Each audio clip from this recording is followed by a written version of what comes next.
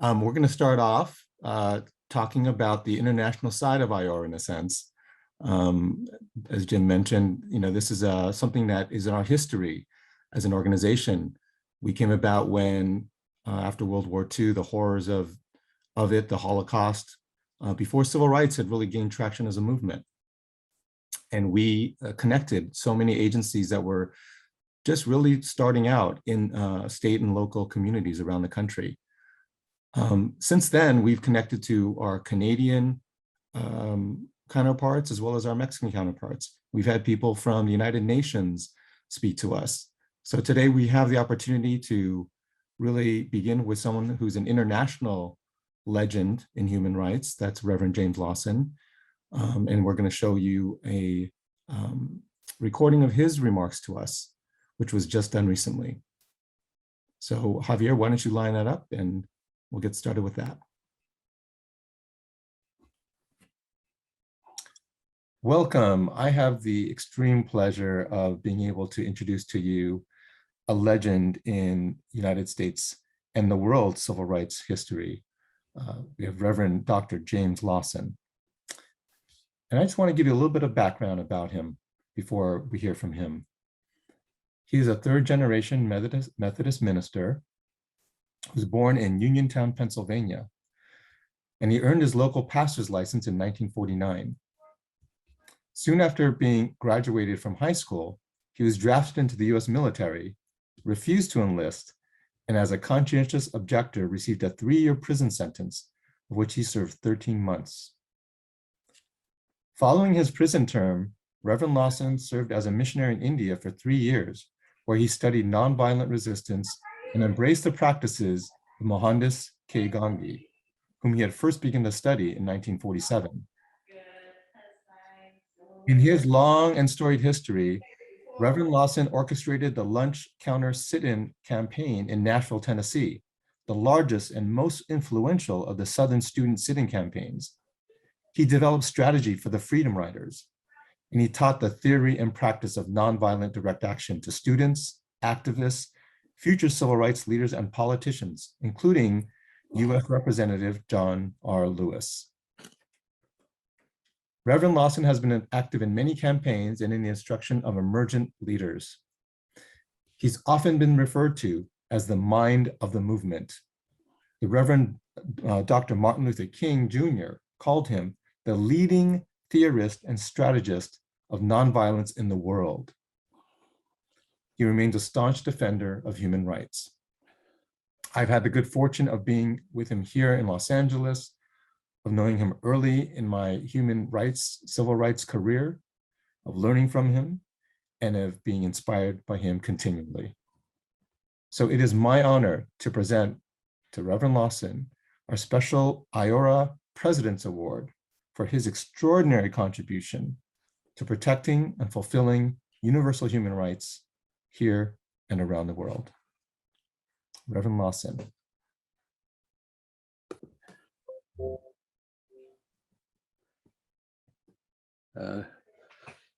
Thank you so very much for that introduction. And I am very, very delighted and pleased to be with you at this national meeting, the International Association of Official Human Rights Associations and Officers. I don't need to tell you that one of the reasons I'm delighted to be here is because the area of human rights must become a fundamental, essential area of work for the whole human family and for every nation, because there are too many other things going in our world that are destructive of human life. And your agency is one of the agencies that must be the essential for a world where the human race is allowed to mature into the human race, and the issues that affect the human race become the agenda of all the power associations in the world today. It's one of the reasons I admire former President Jimmy Carter, because he had the tenacity as President of the United States to say that the USA foreign policy ought to have a major platform called human rights. I don't know if the association knows that that's the case back in the 72, 73, 74, 75, 76. But Jimmy Carter, the peanut farmer from Georgia, is the one who saw instantly that the USA State Department and foreign policies were more connected to war and economic disruption and advantage than it was to justice and freedom and equality for every human being. So he made human rights a major platform and caused Congress to indicate that a major platform of our foreign international policy had to be human rights. That's a part of your background. I don't want to lift up briefly, but I'm pleased to be here. I'm going to speak quite briefly around the theme that I like, which I think is an essential theme for human rights activists of all kinds and for every struggle of justice. And that theme is, where do we go from here? Chaos or community? And I borrow that title from the book of 1967 by Martin Luther King Jr., where Dr. King, in trying to summarize what our movement meant or means,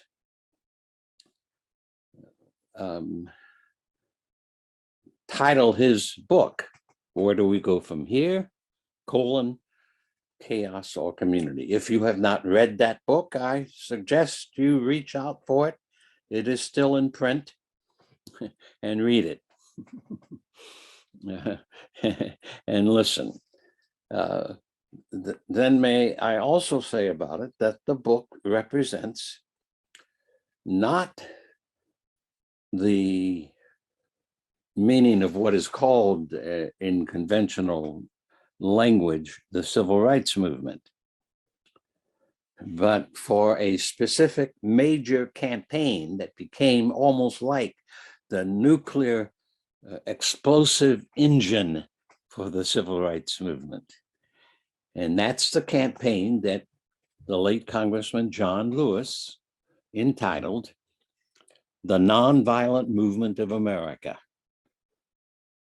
As a teacher of nonviolence, next year again, January, at UCLA and University of California, and University CSUN, California State University, Northridge, I will be teaching nonviolent struggle, justice, and human rights. And then at the core of it is the teaching about the history of the nonviolent movement of America, which I date 1953 to 1973.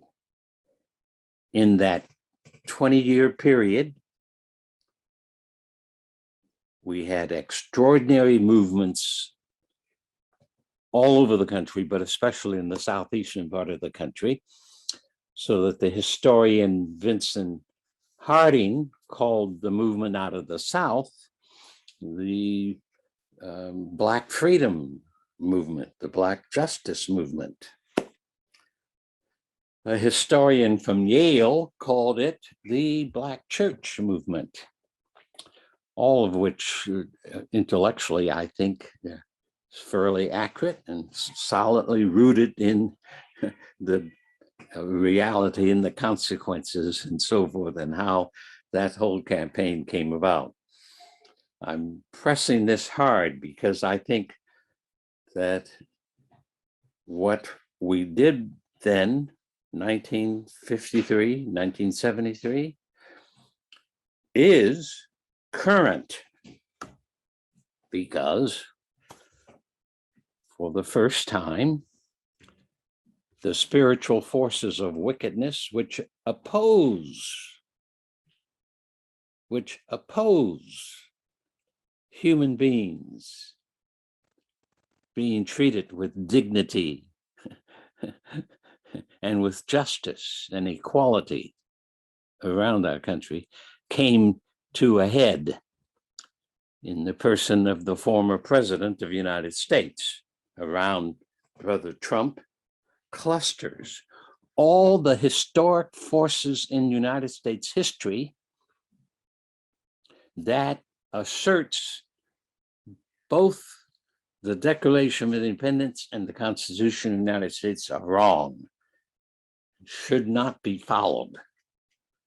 Hence, in contradiction to the notion that we have been a democracy since 1776 or 1789, we have not been a democracy. Only in this century are the forces of democratic thought on the front pages or the back pages of the newspaper. We instead have been a nation shaped, and I'm going to say this as quickly and briefly as I can, by 4 historical forces of spiritual wickedness: racism, sexism, violence, and what I call plantation capitalism. Now, I want you to be sure. Sexism, racism, violence, and plantation capitalism. These 4 forces, each of them, but all of them together, diminish the dignity of human life. And they deny the Declaration of Independence, which proclaims, we hold these truths to be self-evident, that all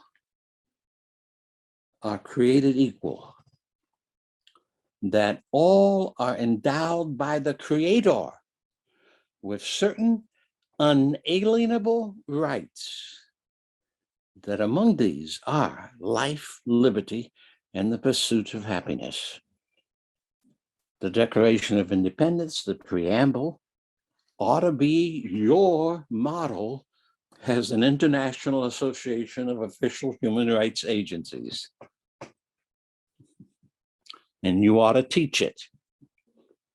You ought to make certain it is prominent in every office.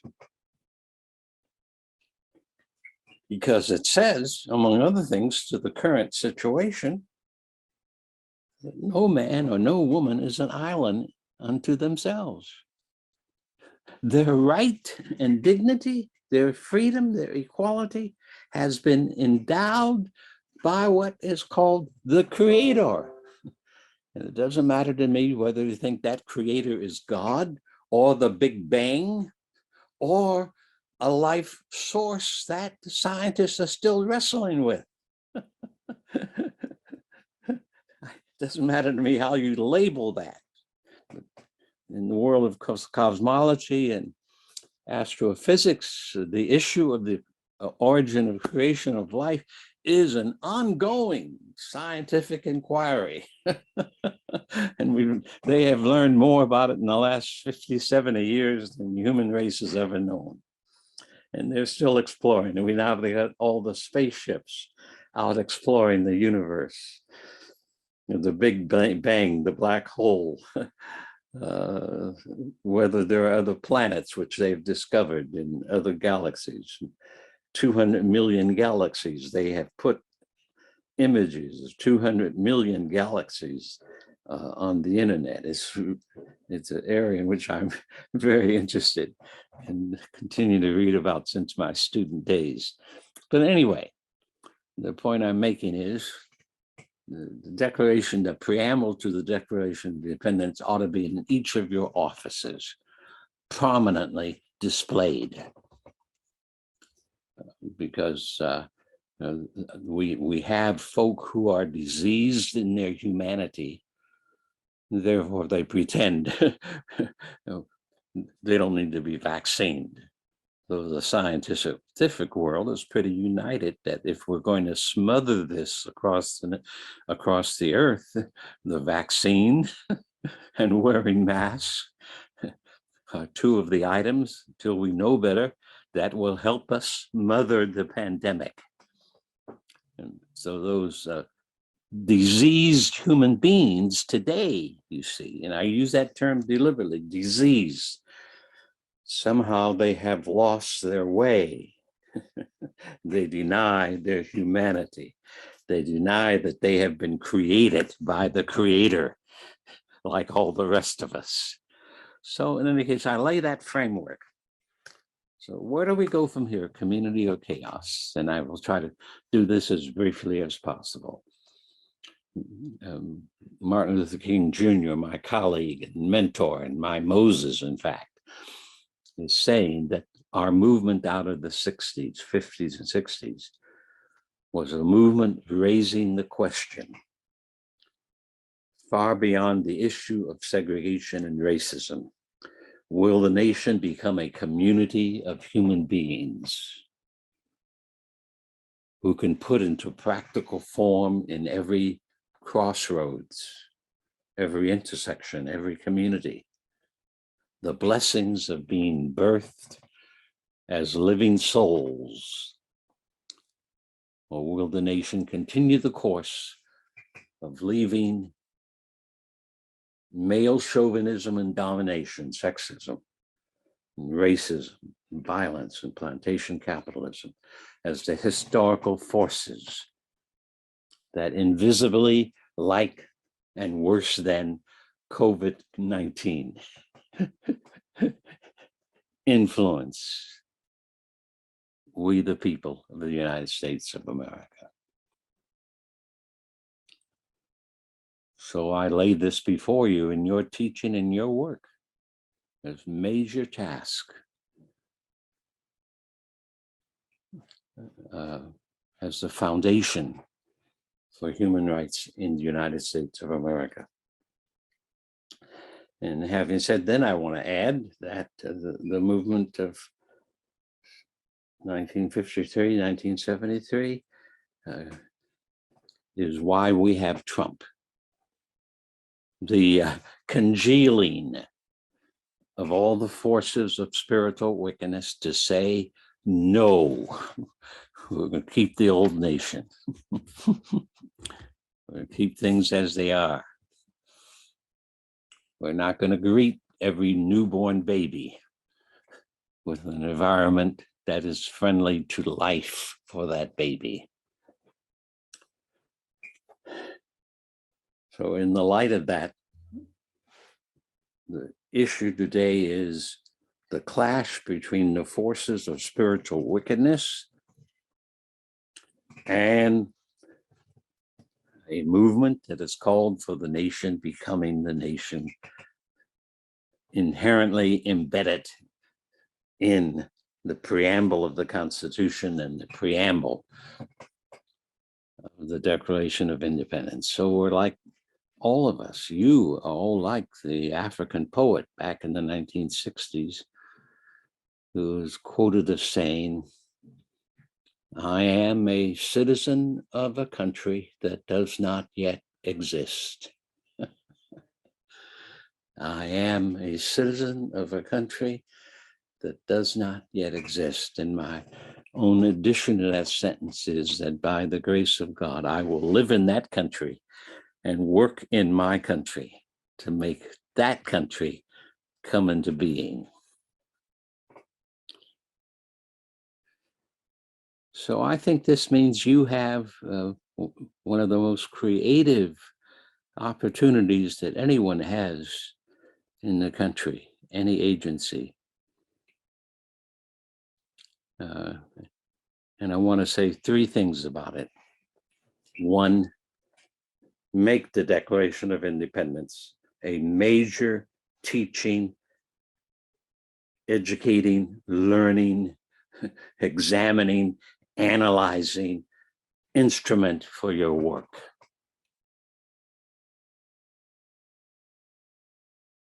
It's not enough to be anti-racist, anti-Semitism, anti-brutality to immigrant people, or it's not enough to talk about that. We have to help our nation lay the framework for how we become a more human nation in every aspect of our life. So I urge all of you, make the Declaration of Independence preamble a pillar of your teaching and educating, not just anti-racism or anti-bigotry, but lay the foundation for the transforming of our country. And then the second thing I would like to urge you to think about is the necessity of helping people through your agency to learn the language of humanity that says we are all living souls of the human race and we should have dignity. We don't have in the United States the language of politics that we need, or the language of economics, or the language of anti-racism that we need. There has been no emphasis in our nation for people to learn the language of democracy. So let your agencies, secondly, work with people in your communities with the language of ending racism, the language of creating a more democratic society in the crossroads of Los Angeles, the language of truth and justice. I heard, and I don't remember where I heard this, but I heard it over a television commentation program. I didn't take note that enemies in the United States cannot be converted. Well, that's felonious. If we learn the language of equality and the nonviolent language of justice, it will heap coals of fire upon the enemy's heads and cause them to be confronted with the truth that they have not yet been confronted with. And then the third and final thing I want to push with you is that you decide that what I'm talking about is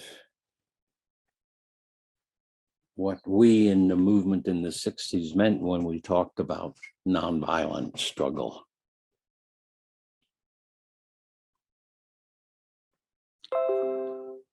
I will talk for just a minute of how I've come to a nonviolent perspective.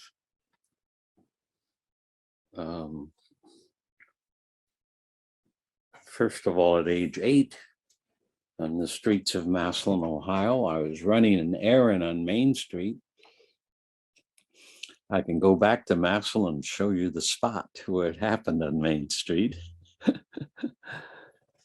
was running an errand after school for my mother. And as I turned the corner on the Main Street, in a beautiful spring day, there was a car on my side of the street, parked, windows wide open. And in the car was a youngster, perhaps close to my own age, I don't remember. And as that youngster saw me coming around the corner, he stuck his head out of the window, stood on the seat, shoulders, and yelled at me the N-word and some other racist remark, which I knew he had learned from his parents. And I went over to the car and slapped his face and ran on and did my errand. I ran back home. The car was gone when I passed the same spot. But I ran on home. And for the first time, I sat in a favorite chair in the kitchen as my mother was working on, I suppose, our evening meal. And for the first time, I told her that I had slapped this youngster, this person of my generation, probably. Now, I started that at age 4. I'm now about 8 years old. Because I remember a white playmate living in the same block that I lived on Tremont Street in Massillon, suddenly calling me a racist expletive, and I just hit him as hard as I could hit him. Age 4. Now at age 8, I've told my mother the first time that this is what I usually did on the playing field or on the street. Or in the parks, rather. I don't remember this ever happening on the school playing field, but in the parks. In any case, my mother did not turn away from the task that she was doing at the stove with her back to me, but she said quietly to me, "Jimmy, what good did that do?" And then she engaged in a long soliloquy about who we were, about our church, St. James AME Zion Church, but my father was a pastor, and about who we were as a people, about our commitment to Jesus, our people, that the way in which we loved each other, and how that had the power to do good. What good did the last sentence that I remember is, "And Jimmy, there must be a better way." It was the last sentence in her conversation with me. But I heard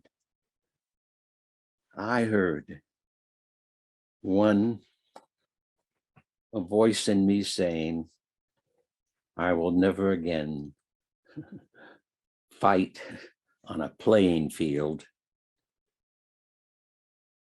in the park, or over being called a racist epithet." And then I also heard myself saying towards the end of her statement that I will find a better way.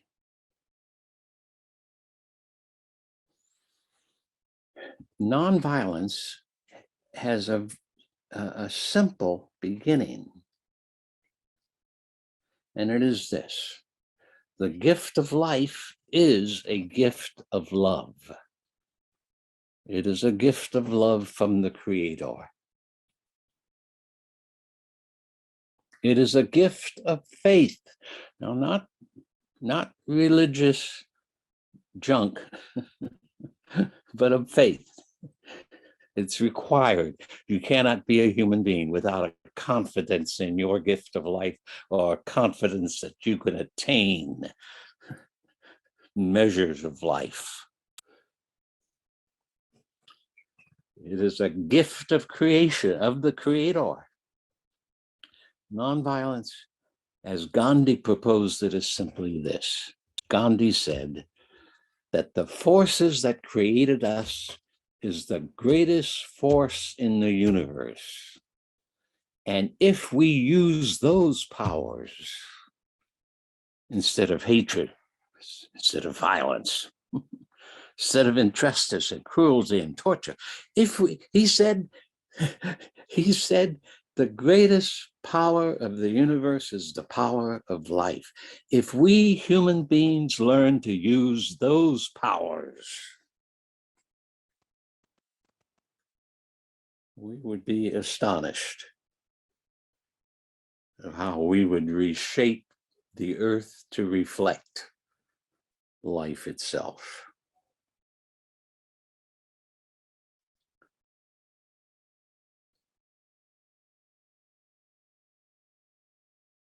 So I commend to you. Where do we go from here? Chaos or community? I've suggested to you simply the tensions and fears and animosities current in public life today represent the chaos. Let the International Association of Official Human Rights Agencies become the force that helps the nation make true. We hold these truths are self-evident, that all are created equal and that all are endowed. Let your agency help lead our nation, we the people of the US, to become far more just and far more human. I'm pleased to have been with you. Thank you so much.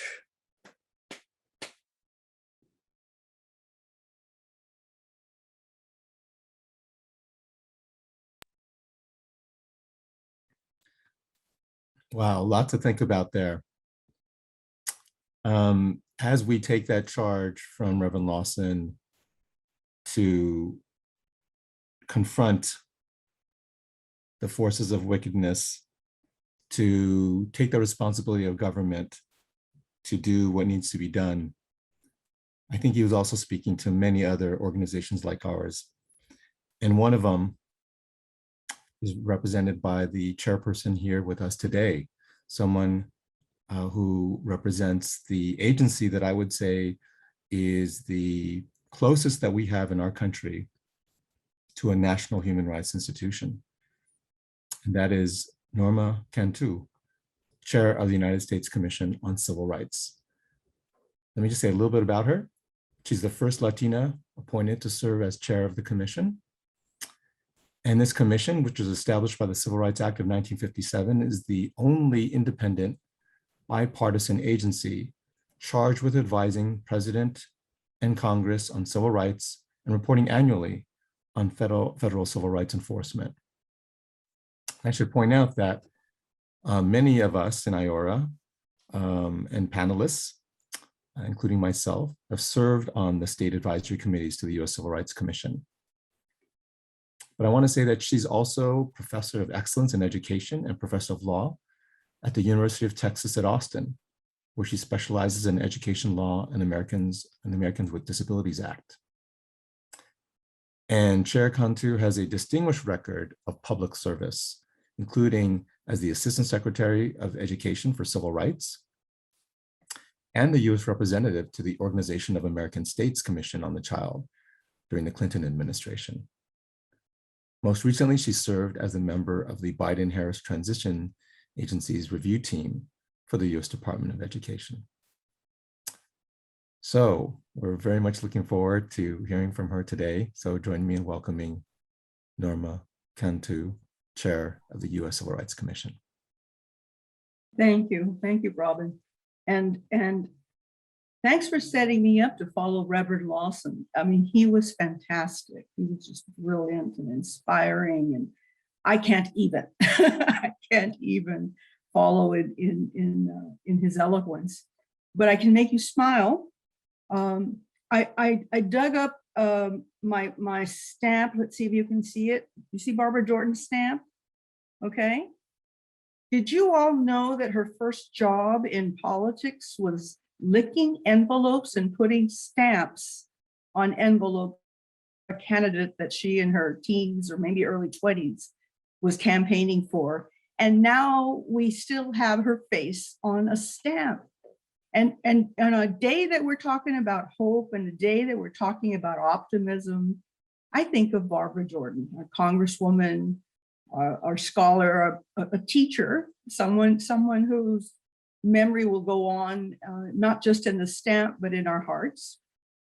I want to thank the staff of the International Association of Official Human Rights Agencies, its leadership, its affiliates who made it possible for for all of us to be part of this conference. And your planning was thoughtful, thorough, professional. I enjoyed reading about the participants and reading about the panelists. I'll tell you my pronouns are her, she, ella. I'll tell you that that I can't believe I'm here with you all today, because normally I would be teaching today in person. I'm in the great state of Texas, which makes all its teachers show up in person, no matter what. And so that y'all are safe and I can see you in your own homes, in your offices, that makes me really grateful about how well planned this conference is. Before I became an attorney, I was a school teacher. I taught 8th graders, and the jobs are very similar. If you can keep 38th graders under control for an entire day, you can handle judges and you can handle juries and you can handle all kinds of community issues. Before I became a full professor at UT, I was at the Office for Civil Rights, and I prepared federal policy, counsel of the White House, all the things that everybody believes Washington is for. The record I set as the head of the Civil Rights Office is 8 years. And I'm happy to say that Catherine Lehman was confirmed to be the head of the Office for Civil Rights. And so she and I have kind of traded places. I'm where she was as chair, and she's where I was at the U.S. Department of Education. She has a chance to beat my record, so y'all be nice to her, because I really do want to see her there for a very long time. She's the right person in the right place. The wonderful thing about my work history is it makes me sound a lot older than I really am. You know, 8 years in one place and 14 years in another and 20 years in another, all that adds up. But my favorite thing that I've learned was that I started working at the Mexican American Legal Defense Fund, a shout out to the Maldiv people, when I was only 23 years old. And I learned something really important about litigating in civil rights, that if you handle school funding cases, you are dealing with issues that parents care deeply about. They care deeply about their children, and they care deeply about their money. And I spent years working on desegregating school resources, desegregating schools, and I was messing with both students and money. And I was 23 years old, and I did that for 14 years. So I know why parents are very passionate right now. I know why they're speaking up, because we're talking about two things together that they care very deeply about. But I've also learned something from school administrators who went through that difficult pathway of getting from a segregated district to a desegregated district. And that is that you need to be very dedicated and you need to do something every single day. Not just work on it and then go away and take a vacation and then come back and expect everything to still be where you left it.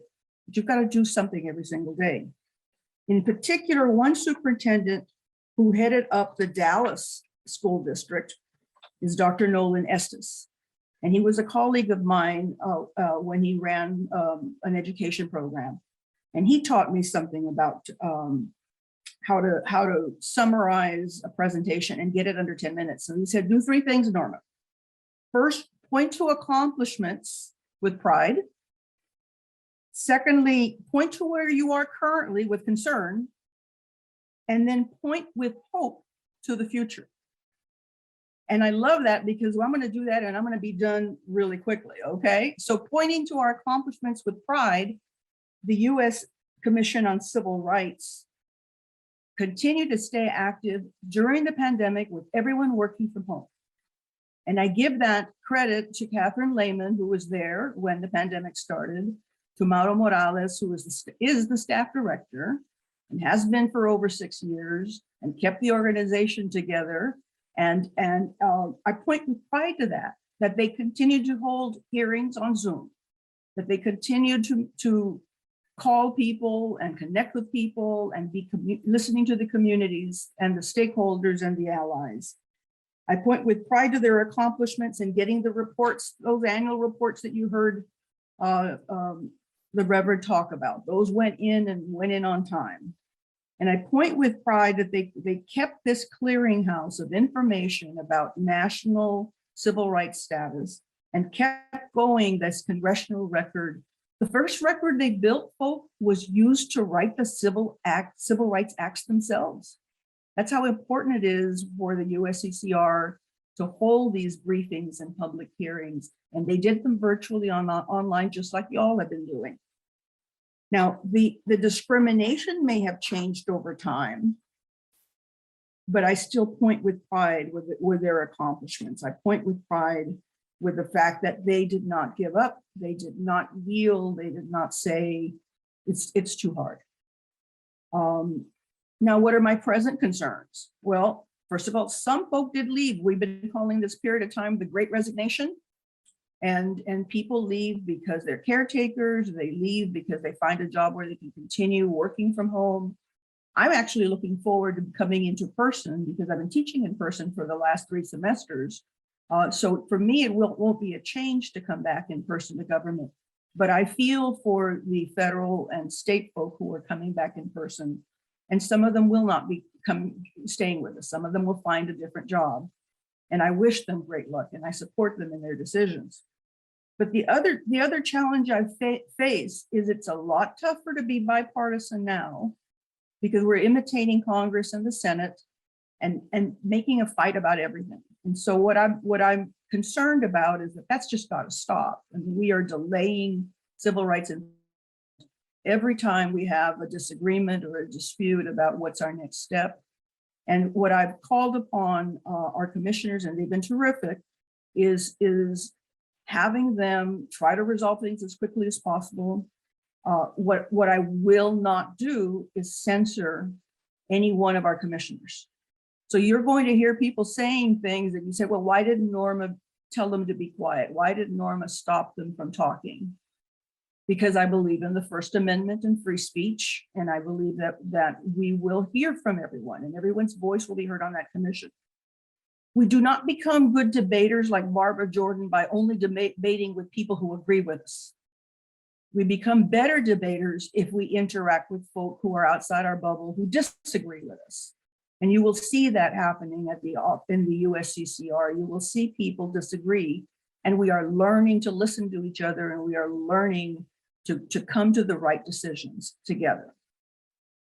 That type of leadership is a concern for me. I've been on the job for 7 months. You haven't heard much about me, but in the last 7 weeks, you've heard a lot about us because our disagreement has been posted in newspaper articles, on social media, and on television. But let me tell you, that's part of us letting people speak, and that's part of us learning to debate with folk we disagree with, doing it in a respectful way, in a nonviolent way, as you heard from our Reverend Lawson.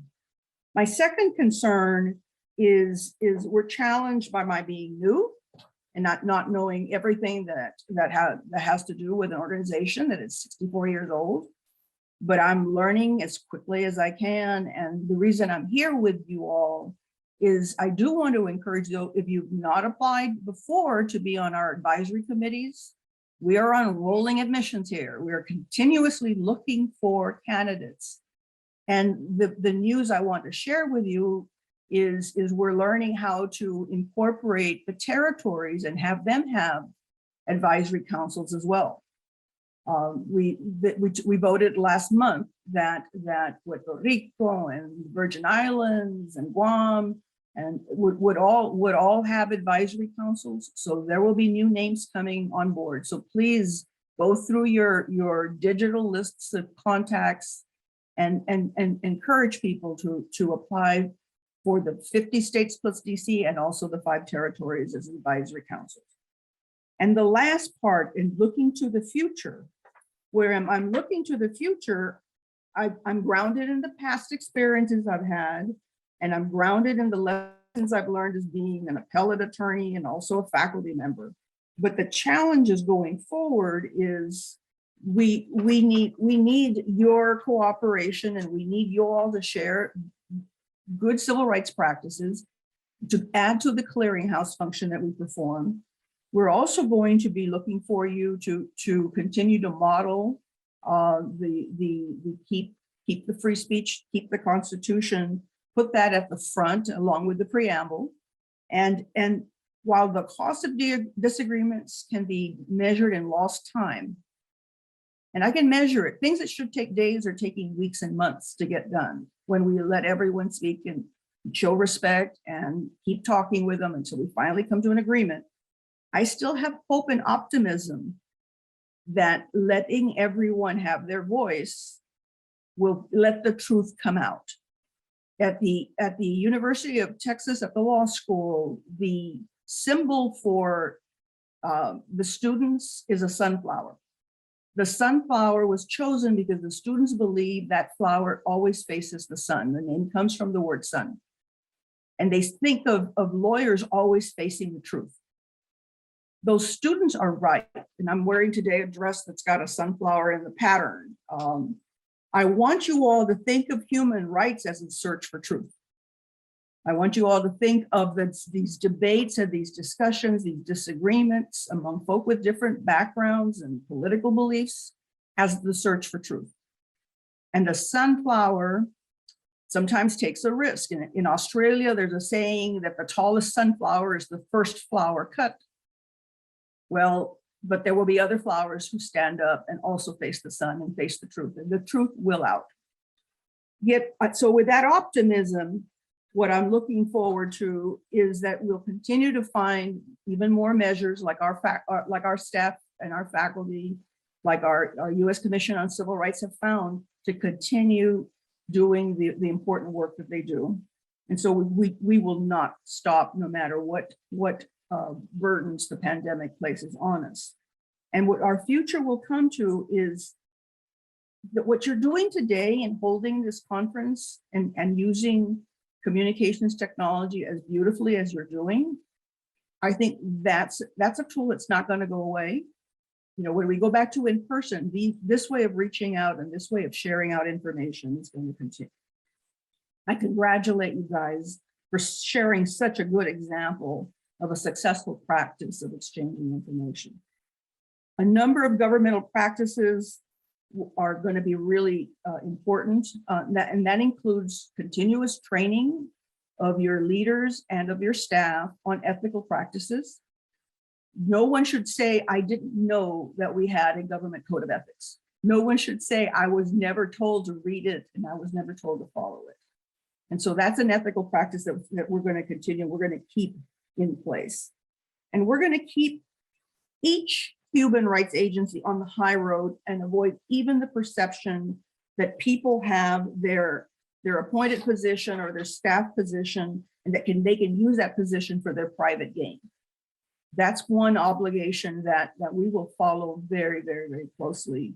And I know you all are doing the same. Rapid responses will also build public confidence in our work. And we're going to try to move as quickly as we can because we have to. A college president once told me, you build trust by the teaspoonfuls and you can lose it by the bucketfuls. And so we will have to work every day, do something every day to build that confidence, to be transparent, that we are moving as fast as we can and we are sharing out as fast as we can. Barbara Jordan has been quoted for saying her faith in the US Constitution is whole. Well, let me tell you, I agree with that, but my faith in you all as colleagues is also whole. There's nothing missing, that you have never let us down and you never will. And we hope that we never let you down and we never will, because civil rights and the work that we do in civil rights is the most important issue, most important task we will ever do. So to all of you, congratulations. Thank you. I look forward to continuing working with you all. And I continue looking forward to seeing maybe one of your faces on a US stamp. Thank you. Thank you so much, Chair Cantu. It really is wonderful to hear from you directly, to welcome you to your new position, and knowing that we're going to work with you as we've done with your predecessor, with Catherine Lehman, with Mauro Morales, and the entire commission. So we really appreciate you taking the time to spend it with here this morning. And we know that we're going to ask you to be in LA next year when we have our conference in person, hopefully. So thank you. Thank you. Now we have another special guest. Many of you know that IAOHRA has a long history of collaboration with CASHRA, the Canadian Association of Statutory Human Rights Agencies, which is our Canadian counterpart. And in fact, IAOHRA held one of our conferences in Vancouver. So I'm particularly pleased to introduce to you someone from Vancouver, British Columbia, Canada. That person is the British Columbia's Human Rights Commissioner, Kasari Govender. Commissioner Govender started her 5-year term on September 3rd, 2019, and since then her office has been working swiftly to build a strong team, to listen deeply to the concerns of British Columbians, to issue policy guidance to protect vulnerable communities, and to lay a human rights-based foundation for their work. Govender has devoted her life to promoting human rights with a focus on the rights of those most marginalized. She's passionate about using her skills as a lawyer and community builder to create a more equal and just province. As a commissioner, as well as a mother, an aunt, a daughter, and a sister, she's worked closely with organizations and communities promoting gender equality, Indigenous rights, children's rights, the rights of people with disabilities, and the rights of immigrant communities. She's co-authored key reports and articles and speaks widely on crucial social issues such as hate speech, access to justice, gender-based violence, and systemic racism. And as an independent officer of the legislature, she is uniquely positioned to ensure human rights in British Columbia are protected, respected, and advanced on a systemic level throughout their society. So let's welcome British Columbia's Human Rights Commissioner, Kasari Govender.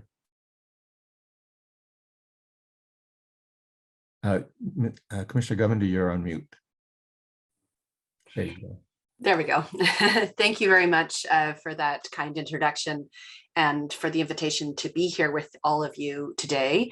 It's such an honor to speak alongside such esteemed colleagues from your country.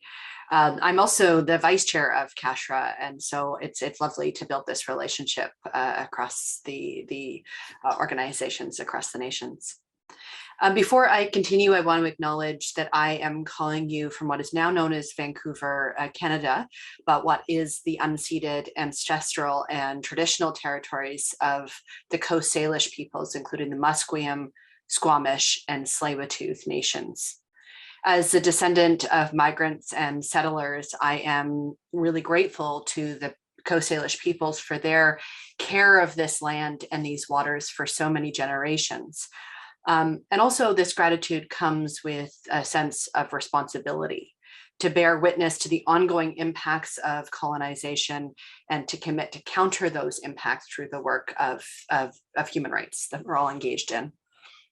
So this recognition is not only essential to starting off my remarks in a good way, but really has relevance to what I want to speak to you about today.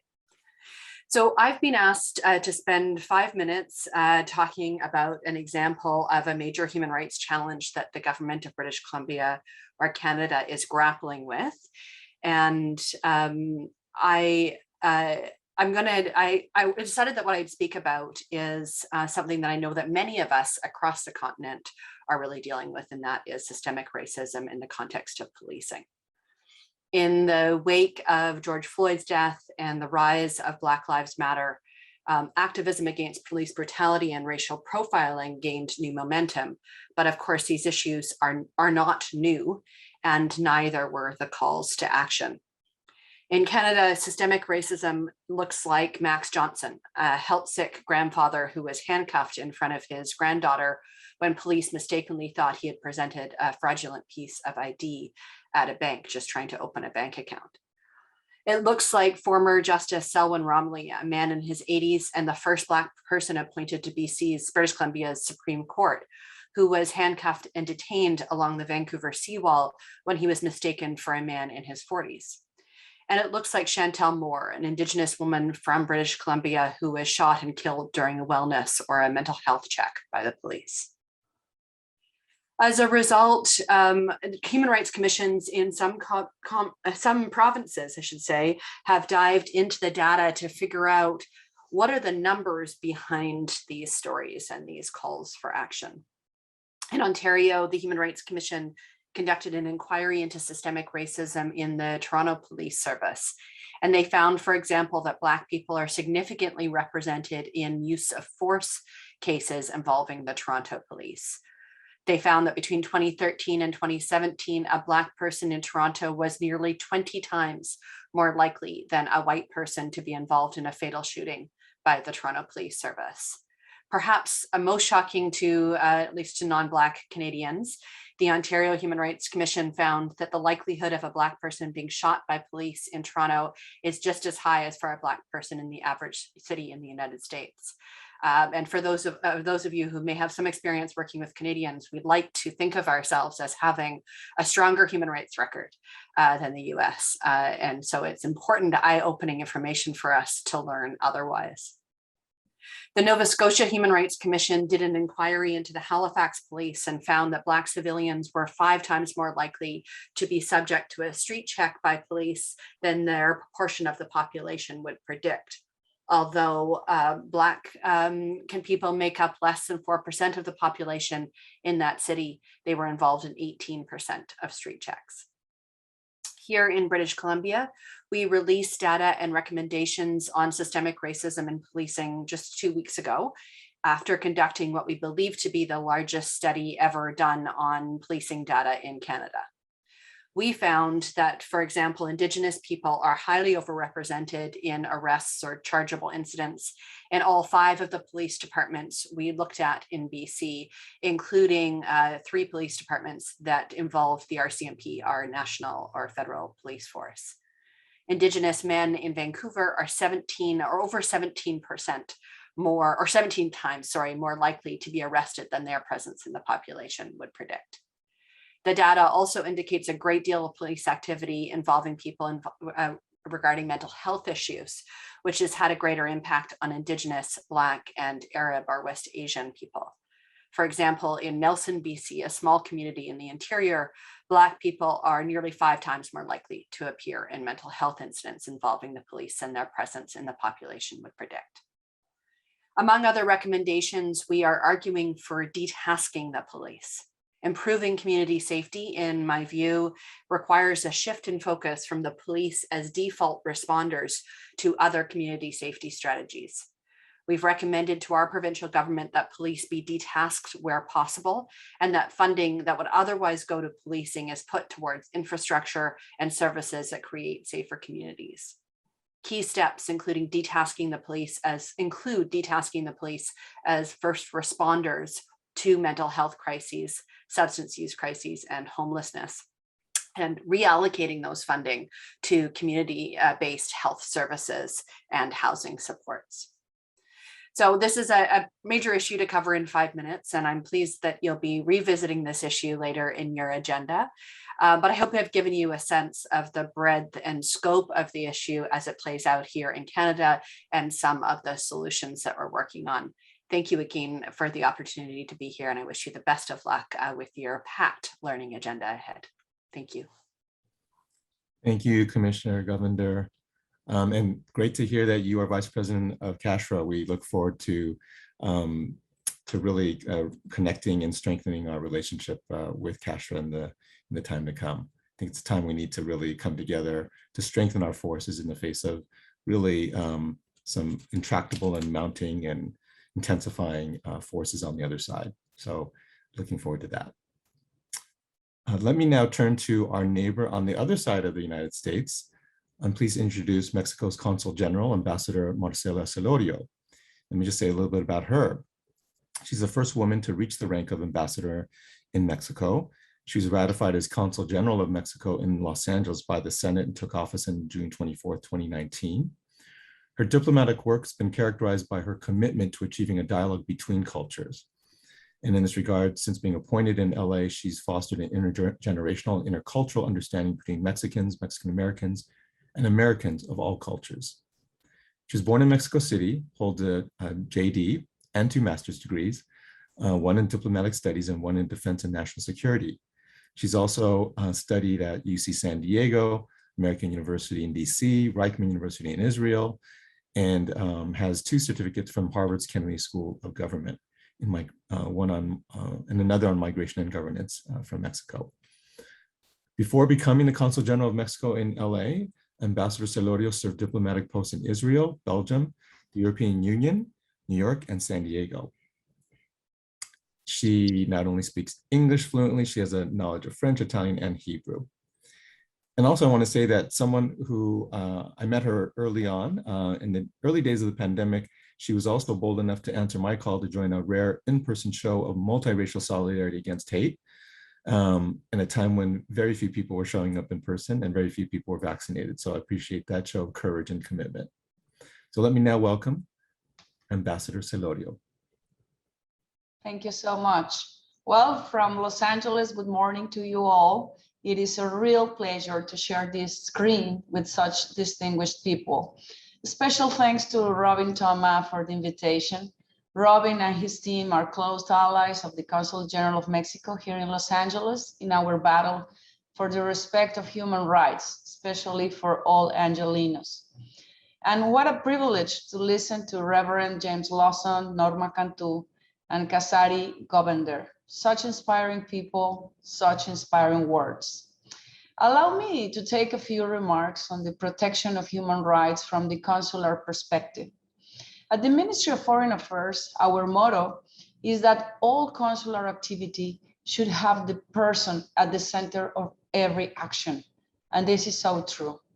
We, the consuls, have evolved a lot from guardians of trade at the dawn of the consular institution in Roman times to guardians of people and consequently their rights. Nowadays, we have always in sight that people matter and that every human being is entitled to a set of rights that accompany that person's dignity. An important message has to permeate now more than ever. Human rights matter with or without pandemic. And I say so because COVID-19 presented and still presents a challenge to all of us. We work towards the well-being of people. And of course, healthcare has occupied a large portion of the debate. Nevertheless, let us not forget that an array of human rights must also be protected. And we are here precisely for that. In our case, we are in charge of raising the voice, advocate for the Mexican community when they cannot, and also to provide them with assistance should they need it. Nevertheless, the pandemic put ourselves providing humanitarian assistance and having the Mexican consulate became a hospital for all people, regardless of their nationality. That is not in our job description, but it doesn't matter. We embrace it. And as Reverend Lawson mentioned, we are building a community of human beings. That definitely is an element that crafted our human rights agenda. Thank you so much for the invitation. I would like to recognize the International Association of Official Human Rights Agencies for their continuous work towards the promotion of human rights and always pointing out the importance of the law as means to protect our rights. Let's keep on with the good fight. Thank you so much. Thank you so much, Embajadora Celorio, for taking the time to be with us today and for being an ally in our struggle against hate in Los Angeles. Unfortunately, Rosario Ibarra de Piedra, who is the ombudsperson of Mexico's National Human Rights Commission, couldn't join us this morning. But I think this has been a wonderful panel of the speakers who help remind us the universality of human rights and that human rights know no borders. We are strengthened as an association when we link to others, to our global human rights structure, to our fellow human rights activists in other countries. It's really part of our history, but it needs to be part of our present and especially our future as we move towards a new human rights agenda and new challenges that we haven't faced before. So thank you everyone for being part of this panel. Thank you so much, all of you speakers for taking the time to join us.